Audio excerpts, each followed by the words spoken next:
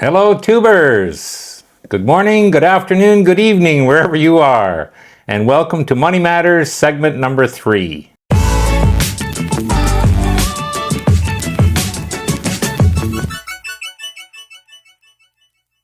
So today I wanted to tell you a little story about myself as far as my retirement plan and, things to look for. At the end, I've got some ideas on how maybe you can retire sooner than you expect. So stay tuned. I had a plan. Everyone should have a plan. I basically did my own plan, not with a financial advisor. I thought I had enough training, and I think I did. And that was to retire at age 55. And it wasn't, etched in stone, but I thought, that's a nice age. Still would give me lots of time in retirement. And so that was the plan I worked under. I did check my savings and did save every year. I was self-employed, so basically I just had myself to rely on, didn't have a company pension. But it's funny, the closer I got to retirement, there's trepidation would, started to set in. Like, would I miss miss the work? Did I have enough money? What was I going to do afterwards? But, that was just fleeting thoughts, let's say. And what I decided to do, and this is tip number 1, is I decided to step back from full-time employment to 4 days a week. And the reason behind that was to step into, the retirement game, so to speak, a little slower. At the same time, still, generating a bit of income, I guess. And I did that for 2 years. And then my partner at the time, good guy, Ricky, said, come on, why don't you stay on another year or so, and we'll go back to 3 days a week. And I thought, well, because I had kind of planned on retiring that year, but I said, yeah, let's do that. Okay, 3 days a week works good. And, it took a little less pay, a little less percentage on the business, but I got more holidays, so that was okay. And I really liked that because it gave me time to focus more on, hey, what did I want to do after, this is all said and done, the work life. And it was a good idea for me, not for everybody, but at least for me it was. And the funny thing is, every year he would come to me, and I did this, I think I was 51 when I started this idea.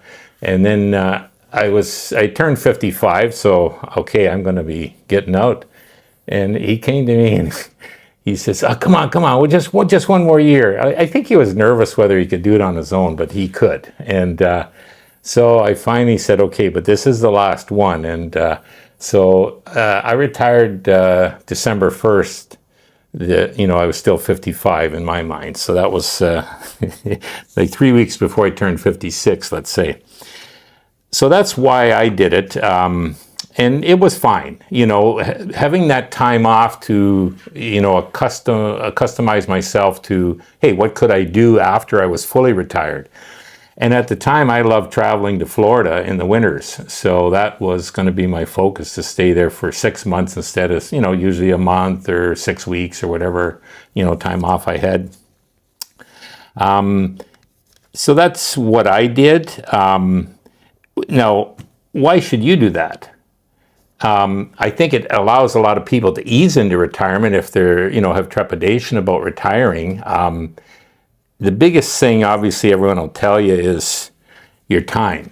When you have an extra year prior to, say, 60 or 65 or whatever age, you're planning now for retirement, that is a fantastic year, because that year later in life is not going to be as healthy for you, or you're not going to be able to do as much as you can at a younger age. So, time's the only non-renewable resource that we have. And the more time you can take in retirement, in my opinion, the happier life you'll be. The other big thing I would tell for myself, although I handle stress quite well, but it is less stressful not having to go to work and have the issues at work that you need to solve. So it's definitely less stressful, and stress to me is one of the biggest killers in life. So, if you can retire early and avoid that situation of stress, you're better off for it. The other thing you'll look at doing is pursue passions. And I love to read, sure, play chess and some other games. And, you just have a lot more time to do that in things you really like doing. So, and that's, believe it or not, part of a plan. You should have a bit of a plan what to do in retirement, post-work life. So, that's kind of what I did. And thirdly now, why don't you retire? Most people's biggest issue has to do with money. They're uncertain that they have enough to fund their retirement. And personally, I think that's the biggest fallacy out there. They have the 4% rule, like you should, only count on 4% of your money. Well, I threw that out. Like if I can't make 8 or 10% of my money, then I'm in the wrong investment. So, that alone, when you look at it that way, you might have enough funds currently to retire.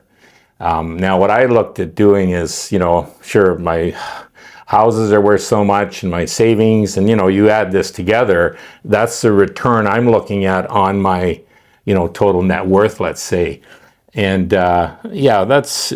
so take a look at your money matters. And if you're not valuing it high enough as far as your returns, then, there's ways to improve that. And I can discuss that later.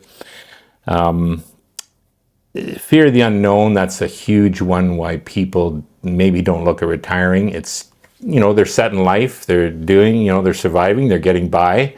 And, I'm not sure what it's going to be like in retirement, or, what would I do, and all this. And that's simply fear of the unknown. It's quite common with everybody, but it's easy to address those fears. Simply, number one, realize that's all it is. And secondly, look at it. Just, hey, what am I afraid of? And there's always an answer, a solution. YouTube's great for helping, although there's a lot of FUD on that. So watch out too. FUD. Fear, uncertainty, and doubt.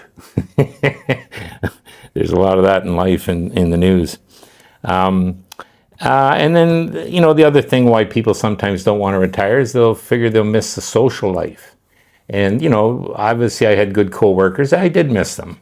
But, you make new friendships, and I had more time with family. I spent many more days and weeks and months with my mother, who we get along great with. When I visited Florida, she'd stay with me, and that was a great time. So, we do miss her. But anyways, we have the memories, and that's important.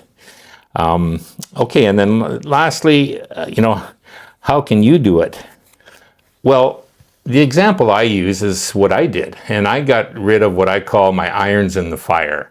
So, everything that I thought, okay, it's costing me money, it's stressful, do I need the headaches going forward? At a commercial building, and, Jesus, am I going to have to worry about getting paid when I'm not here, if I'm traveling and all this? And so that's an iron. Let's get rid of that, get that out of the fire. I enjoyed my property in Florida, and that was great. But, expenses started to add up on that as cost of living goes. And I thought, do I really need that? I'm only down there a few months of the year. And, and there's changes in everybody's life too. I mean, I went through a divorce, and boy, that was kind of shocking at the time. I didn't plan on that. No one does, maybe.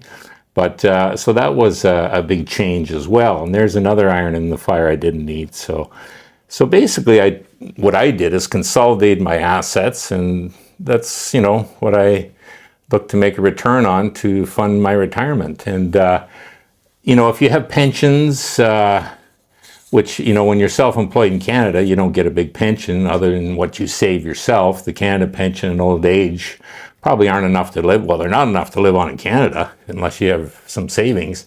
Funny thing is, you could almost live here on it. So, which I think you could. So that's interesting. But the last thing is what I call cost of living versus standard of living. Now, we all look for a good standard of living. And to me, that was okay, I'm in the West, whether it's in Florida or I'm in Ontario, hey, it's a pretty good standard of living here. You know, the healthcare is decent. Roadways are available. The trains run on time, let's say. It's a pretty high standard of living compared to other places on the planet. But that's not necessarily the cost of living. And that is, hey, how much does it cost me or anyone to get that standard of living? And that was what I could see happening, and what I forecast is going to just keep increasing in the West is the cost of living is going up and up and up. You see it in the inflation data and that. So to get an early retirement and maintain a standard of living that you like, look for a place that has a less expensive cost of living. And I initially went to the Philippines, and it definitely was a less costly cost of living there. But the standard of living for me wasn't maybe what I was hoping to get. I did find that in Thailand. So that's why I'm here and I'm tickled pink here.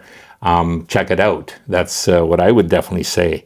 But if you're finding that when you do, look at your money situation and do your returns, look at maybe a higher return than the 4% that people advise you.